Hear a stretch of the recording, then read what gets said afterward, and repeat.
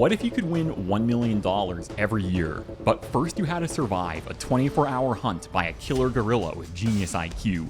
The gorilla is a peak silverback, weighing over 500 pounds and with a 9-foot wingspan. But the real thing to fear is its intelligence. That's because this gorilla has the combined talents of all the most exceptional and twisted minds ever known. It will come at you with the tactical knowledge of a Spetsnaz commando. It will recruit followers with the animal magnetism of cult leaders like Jim Jones or Manson. And it will wage war against you with the vendetta and long-term strategy of a terrorist leader. Even if you kill it, a new one comes back the next year, because when you take this deal, it's for the rest of your life. I became obsessed with this scenario ever since I came across it on Reddit 6 months ago, so I made a super realistic simulation to see how it would play out. Starting now. I'm laying on my couch when the offer comes to me. The terms of the pact are seared into my mind with such clarity that I don't doubt their authenticity, not even for a second. Now, normally I'd wonder if I'm having a stroke, but something about the scenario tweaked my brain to make me take it as fact. The pact says, once each calendar year, you'll hear a siren in your head. The gorilla spawns 50 kilometers away from you, and for the next 24 hours, the hunt is on. If you kill the gorilla or 24 hours pass, the gorilla disappears and you get your reward. The gorilla will never use guns. If you kill it, a different gorilla appears next year. Also, the gorilla always knows where you are. I think I've thought my way out of harder problems, so I accept. So laying on my couch, with Deep Space Nine playing in the background, I hear my first siren. I knew I'd have to fight a gorilla, but I thought I'd at least have some time to prepare. I'm screwed. I'm sitting here on my ass, and now there's a killer gorilla out there working against me at this very moment. I need a gun. I pull out my phone and I start Googling. I live in Florida, which means that there's a 3-day waiting period for all firearms transactions. Okay, so no trip to the gun store. I send my fiancée Emily to a nearby hotel, along with our cat. I start running around the house in a panicked state, looking for weapons. Trembling with adrenaline and clutching a kitchen knife, I think of the one friend I have who owns guns, and I call him frantically. Chris, I say. I need you to come over right away. Bring your guns, I'll explain when you're here. I need something to pay him with for risking his life. I don't have a lot of cash on hand, but I'll either be dead or a millionaire by tomorrow, so I decide to give him my car. When he shows up, I'm a nervous wreck. I've pulled all the blinds shut, and I'm still holding the knife. I apologize for how this must seem, and I thrust my car title into his hands. We sit down to plan and make a shopping list. We're going to fortify the house and plan an ambush, bait the trap with myself, and hope the gorilla gets close. Meanwhile, 50 kilometers away, the first gorilla spawned. It takes a moment to consider its mission and sets into action. Laying low, it follows the freeway to a gas station, where it lies in wait next to the dumpsters. While waiting, it notices me running around my house, because it always knows where I am. Soon, it knows my exact floor plan, intuited from my movements. It sees a man coming out, and into his pickup truck. The gorilla is already waiting in the back seat. It quickly kills him via cervical dislocation applied with surgical precision, and takes his phone and wallet. Checking the man's ID, it has its next location. As it drives back to the man's house, sightings of a gorilla on the freeway are called in, but are dismissed as a man in a costume. At the victim's home, the gorilla lets itself inside. Fortunately, the man lives alone, except for his 2 dogs. The gorilla gets himself into the man's phone, and within minutes he's stolen the man's identity, and transferred his money into an anonymous cryptocurrency wallet. The gorilla ransacks the house for weapons, ultimately fashioning napalm bombs from household chemicals. Content with its arsenal, the gorilla sets up an improvised film studio and begins recording. He knows 24 hours a year won't be enough to end my life, so he creates a series of propaganda videos, positioning himself as the leader of the Harambe group. He perfectly threads the line between ironic meme culture and divisive hate-mongering. Through subtitled grunting, the gorilla explains that he is the holy avatar of a religious war, and he needs soldiers for his cause. He lays out the tenets of his unique blend of fundamentalist Christianity, radical Islam, and prehistoric animism, and directs true disciples to a Telegram group. He says he can only manifest sporadically, but one day he'll be back to fight alongside them. The gorilla posts his videos around various fringe image boards and extremist forums, then types out a manifesto for gorilla eyes only. Instructions and intel for the gorillas that will come after him. He named himself Alpha because he was the first. Now with the sun setting, he gets to work on the next phase of his plan. Meanwhile, we've turned my house into a fortress.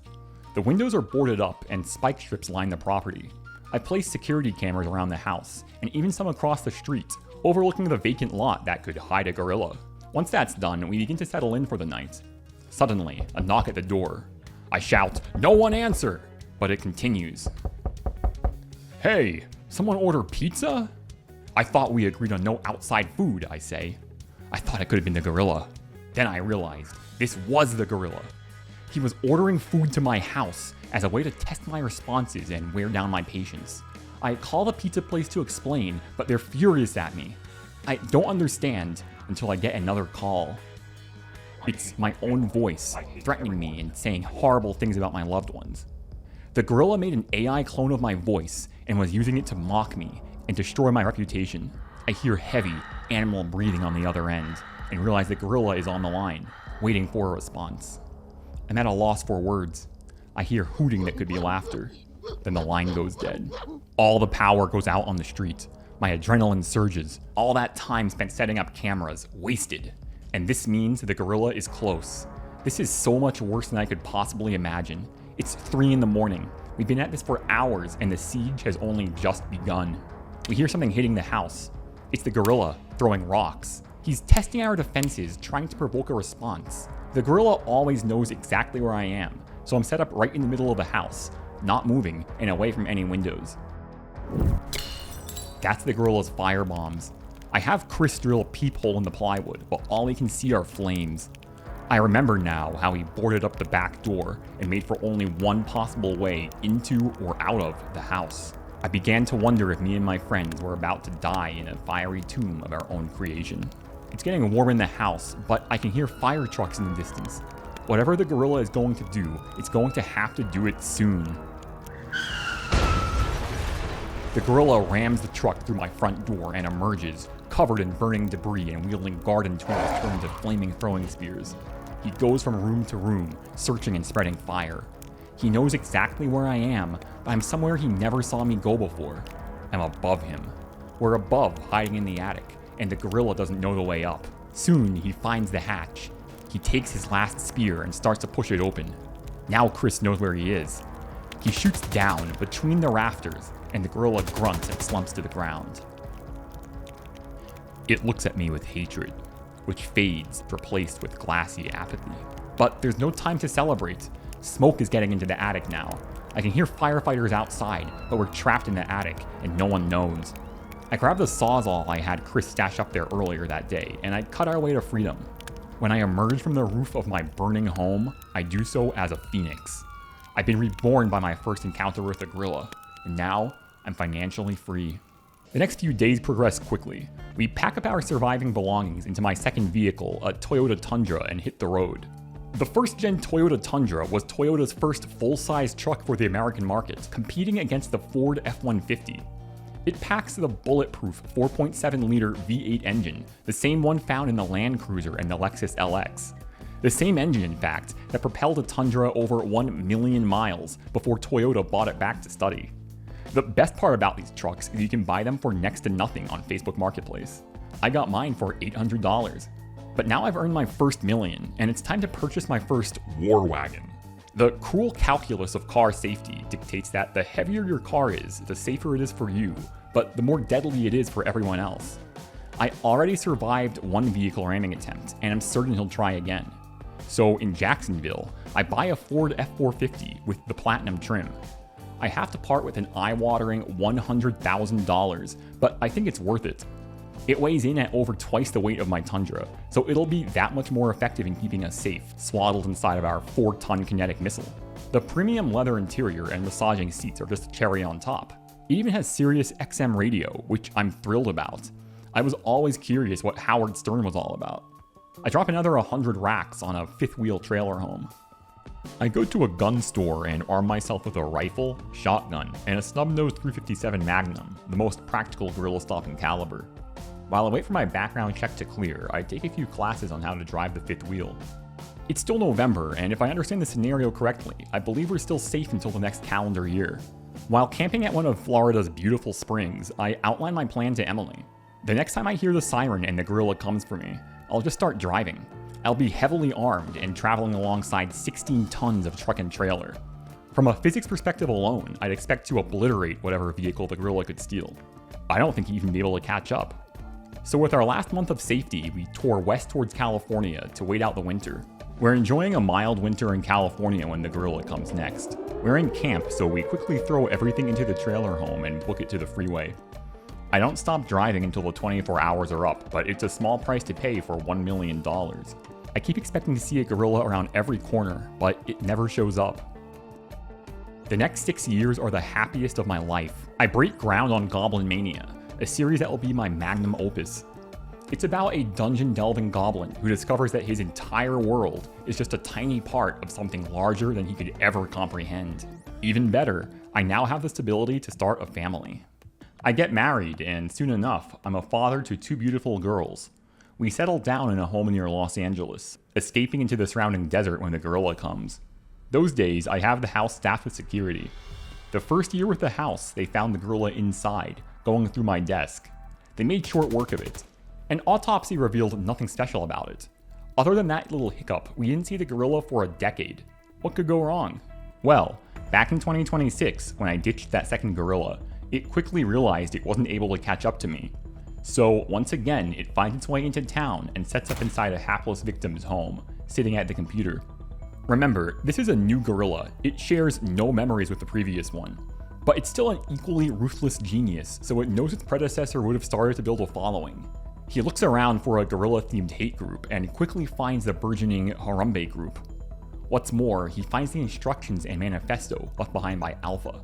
He quickly memorizes everything Alpha knew and dubs himself Beta. Free from planning an assault on me, he starts researching my activities. Beta builds the manifesto out into a wiki, completely dedicated to ending my life. Once that's done, he needs to secure money.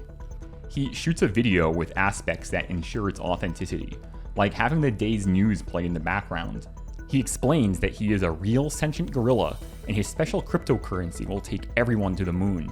He also reaches out to the most zealous members of the Telegram and gives them personal attention, grooming them for leadership. Agents who would keep the wiki updated with my personal info, manage assets, drop supplies, and possibly give their lives for the cause. But for me, it's date night. The year is 2032. I splurged on Cut Chemist's Candlelight set for 2. The blend of Ethiopian jazz and psychedelic rock dirges brought me a sense of great relaxation. Thanks to aggressive investing, my net worth is approaching $10 million, which I show off on my phone to my wife. Then I hear the siren. "No, not now!" I shout. We frantically load the kids into the truck, to the concern of our confused nanny. On the way out of the city, traffic is horrible. It comes to a complete standstill. I hear about a stuck U-Haul on the police scanner, and I start to get suspicious. So I roll back the sunroof on my F-450, and I fly a small drone out to investigate. If it's unrelated, the worst I'll deal with is an FAA fine. The drone confirms what I was afraid of. I see 2 of the longest U-Hauls positioned sideways, one on its side. 2 young men have slashed the tires to impede efforts to clear the wreck. I see a huge, dark figure jump out of one of the trucks and begin to shimmy along the overpass. "Get in the trailer!" I yell to my wife and kids. I retrieve my shotgun and rifle and get out. Something bounces off the windshield. A grenade! Then, the gorilla is upon us. It's like something out of my worst nightmares. The gorilla is wearing body armor and wielding a pair of crossbows. Malice in its eyes, it takes aim and fires. The first bolt flies close enough to my head that I can feel it. The second hits me square in the shoulder. I return fire, but the buckshot only bounces off of the gorilla's armor. As the gorilla readies another grenade, I hit it with my rifle, which I frantically reloaded with the armor-piercing magazine I never thought I'd use. I retrieve my scared family. We look at the wrecked F-450, the premium leather peppered by shrapnel, the smoldering car seats. That's where my children were just minutes ago. Then the ruined corpse of the gorilla, who seemed to be smiling, even in death. This wasn't an attack that was planned within 24 hours, and the gorilla had human accomplices. So my wife left me, taking the kids. I couldn't blame her. In the end, she came to the same conclusion I did. Nobody would be safe as long as they were close to me. So, newly divorced, I buy a large property in New Mexico and begin to construct my compound. I buy a Lexus LC to replace the truck. It's lonely at first, but remember, it's the year 2035. Sirius Radio can now produce endless AI-generated shows about my increasingly hollow personal life. I befriend the Albuquerque Gun Club by hosting community events on my property. Next year, they help me defeat the gorilla, who spawned in the middle of nowhere and approached with just a wooden spear. I resume my professional work. Wealthy with gorilla money, I pour enough cash into Goblin Mania to make it an animated indie series that eclipses even the amazing digital circus. Bored, I start getting obsessed with buying gold coins. First, I buy Krugerrands, but after learning about their colonial history, I started buying gold maple leafs instead. Life on the compound is monotonous, but after each year's gorilla attack, I'm able to see my kids and travel the world. I begin to put some serious resources into my strategy. Remember, the gorilla always spawns exactly 50 kilometers away. The next year, when I hear the familiar siren, I can trace out the exact radius that it might appear. From my compound, I deploy teams of spotters to the most likely locations. From there, they search the area, using drones with thermal cameras to spot the gorilla. Then, the kill squad moves in. It worked like a charm and only got easier with each passing year, as we learn the ins and outs of the gorilla's decision making. It's almost time for the holidays, where I get to shower my children with expensive gifts, even though I feel like I know their interests less and less with each passing year. But the gorilla still hasn't come. I'm getting cabin fever. My consultants tell me that the day that the gorilla attacks fall on seems to follow a totally random distribution. Random chance would allow for the gorilla to come this late, so nothing's necessarily wrong. But, in the end, the gorilla didn't come until December 31st. I missed Christmas. The next year was the same way, and the year after that. My team and I were operating under the assumption that the gorilla had no ability to choose the date on which it appeared. We were mistaken. The gorilla deliberately picked random dates to appear, in order to make me complacent. From now on, it would be a war of patience and attrition. I wondered what other abilities the gorilla might have been hiding from me. The next year, my family visits me at the compound. The kids have grown so much, I hardly recognize them. My ex-wife doesn't recognize me either, she says. I've changed, devoted myself entirely to the hunt. As predicted, the gorilla doesn't come until December 31st. My team chases it down to a small town, where it's put down in the parking lot of the local library. I take the Lexus out to confirm the kill, as always. I look at the still body. It doesn't seem so big anymore. Then, I hear the siren. 2 in a day? I shout. No! How? Happy New Year, boss, one of my men says. It's 12:06. We take a look at a map, and we look at the possible locations where the gorilla could have spawned. The most obvious would be the city center of Albuquerque. We spend the rest of the night combing the streets and listening to the police scanner, but we find no evidence of the gorilla. Perhaps if we were a bit more observant, we would have noticed one more gorilla in the Albuquerque Zoo. The gorilla takes out a stolen phone and checks in with the Harambe group. He's quickly filled in. Counting out his deceased predecessors, he named himself Tao. Throughout the night, he records propaganda and gives specific orders to his terror cells. He needs a certain property destroyed, one belonging to a content creator with a mysterious source of funds. At daybreak, he hides the phone and looks over to the female gorillas with a sleazy chuckle. Time to put on a show for the visitors. Life resumes as normal as it can be. With the gorilla dead on the 1st, I can now spend the rest of the year with my family. I managed to rekindle something with my ex-wife while I'm staying with her in New York. One day, I'm called into the FBI office. They inform me of an attack on my compound. My team was able to evacuate safely, but the house was razed to the ground. The actions of the Harambe group were too great to ignore. What's more, cryptographic analysis of Alpha, Beta, and Tau's videos convinced them of the reality of the genius gorilla leader. The NSA, contracting Palantir, was able to find some link between me and the frequent unexplained gorilla attacks that have plagued the country for decades. They play back my AI Howard Stern shows, all about fighting gorillas. Then they explain their drastic plan. When I get home and tell my family what I'm going to do, my ex-wife is furious. It ends any chance of reconciliation. I spend a final weekend with my children, and I leave for the US Navy base, not knowing when I'll see them next. I spend much of the following year in international waters, aboard a patrolling ship. I find the accommodations to be unbearably Spartan, but I'm told that they're second only to the captain's quarters. I have a private bathroom, which I'm assured is a rare privilege. So 5 months into my exile at sea, sitting on the head, I hear the siren. I quickly finish up, missing my bidet, and I call the hotline. Suddenly, everyone on board springs into action. The ship groans to a halt. Helicopters with searchlights and thermal cameras take flight. Boats patrolling at a 50-kilometer radius hasten their search pattern. Typically, the odds of an open water rescue are infinitesimal. The cold water guarantees fatal hypothermia in a matter of hours. It's simple thermodynamics. The dense bones and musculature of a gorilla would make it less buoyant than a human, further hurting its odds. When the gorilla is found and brought aboard, it's half drowned and semi-conscious. I sit by its bedside, wondering what can be done to end this nightmare. When the gorilla stirs and gestures for a pen and paper, I'm sent back to my quarters. They don't let me out until the next day, when the gorilla is gone. I was told that the gorilla spent the entire rest of its time speaking with the captain through text-to-speech. They sat me down to debrief, and my worst suspicions were confirmed. The US government was extremely interested in utilizing the gorilla as a covert agent, able to teleport itself in and out of a location in a way that defies physics, therefore maintaining plausible deniability. No one can point fingers when the assassin is a teleporting gorilla. They tell me its name is Tau. Now, there's no way I would choose to do this. It's without a doubt another ploy by the gorilla to murder me. Even if it wasn't, it would mean an end to my civilian life. Now, I had feared cooperation between the government and the gorilla, so years ago I buried my gold maple leaves and my Krugerrands. But for the time being, I had to play dumb.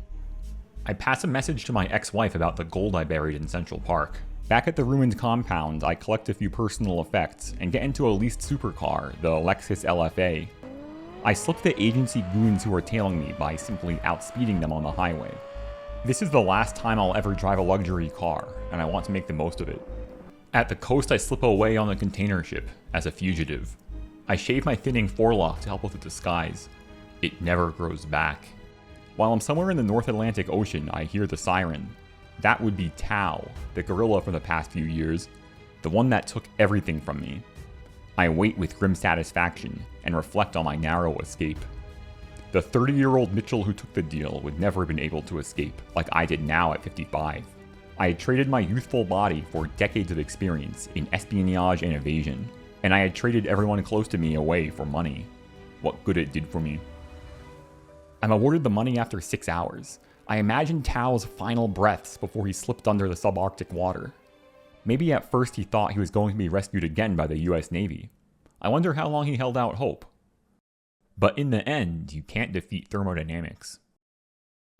The money arrived as gold bullion, stamped with the Goblin Graphics logo. Ah, now that's something I hadn't thought about in decades. I live out my golden years as a fugitive on a remote island in Indonesia, a non-extradition country. I'm positioned near a strong current, so I can all but guarantee the gorilla will be swept out into the Indian Ocean. I discovered that the gorilla wasn't dying of hypothermia like I hoped. The water was too warm. But after 5 consecutive years of receiving the money after 24 hours, it arrived after 22 hours instead. It seems that the gorilla gave up and drowned, choosing to allow its next of kin to endure a lifetime of treading water in its stead. I hear news of unusually intelligent gorillas discovered in the Albuquerque Zoo. It seems my old enemy Tau had time to sow some seeds, as it were. Oh well, nothing I can do about it now. One year, the gorilla arrived during monsoon season. It washed up on the beach, exhausted and shivering. Now 70, with arthritis in my bones, I shamble down to meet it. Why? I shout. Why? The exhausted gorilla takes a few steps towards me and falls to its knees. It roars plaintively, asking me the same thing. It makes one last desperate charge, and I put it down with my shotgun. Back in America, time continued to pass. Regimes changed, sentiment shifted, and there came an interest to paying reparations to those the country had wronged. Eventually, they got around to me. I came back to America as a hero, and I spent the twilight of my life in a high-security nursing home. I enjoy my games on the golf course, playing with all the other repatriated geriatrics our country tried to do right by. Once a year, we stay indoors as facility security hunts the gorilla. Autonomous drone swarms hunt it down and deploy ordnance. Later, a grounds crew arrives in a shiny white golf cart, removes the remains, and sods over the crater. The money keeps coming in, although $1 million is a whole lot less than it used to be due to inflation. I set up an annual grant to foster the next generation of artists. Eventually, dementia takes me. I stare slack-jawed, uncomprehending at the hollow screen as it plays a news broadcast. It seems crossbreeding with a typical gorilla produced offspring with all the brilliance, but none of the bloodlust of their progenitor. They call themselves the New Men, and they're seen shaking hands with the president, who granted them personhood. When I'm 83, I hear the siren, but it's meaningless to me. I don't alert the staff. The gorilla spawns and infiltrates a nursing home with ease, effortlessly defeating the unprepared guards. Late at night, I stir to consciousness. I hear animal breathing and see the gorilla before me. I can't tell if it's real or another dementia-induced hallucination. It picks me up and cradles my frail body in its arms. I never touched the gorilla before, not in all my years. There was tenderness to its touch. Then the pain begins. The staff discover my mangled remains the next morning. My body had been systematically crushed and pulped, with care to keep me alive until the last possible second. There's a faint animal aroma to the room, like something was just there. And then I opened my eyes, and I was young again. I remembered it was all just a fantasy, some kind of elaborate simulation. There was still so much time left, and so many choices still left to be made. I went into the other room and I saw Emily, who wasn't even aware of what I just went through. God, how I missed her. And my kids. Well, I suppose they never existed, but I was kind of an absent father, wasn't I? Always busy with that gorilla business and all. But don't you think they should have visited me in that nursing home at least once? Still, I needed something to remember them by, so I went on eBay and I bought a model F450 to put on my shelf. That night on the highway, when we lost the real one, that was where it all went wrong for me. I suppose my mistake was running away from my problems, rather than facing them head on. Maybe I just had to live on an island from the get-go, and never let the gorilla gain influence.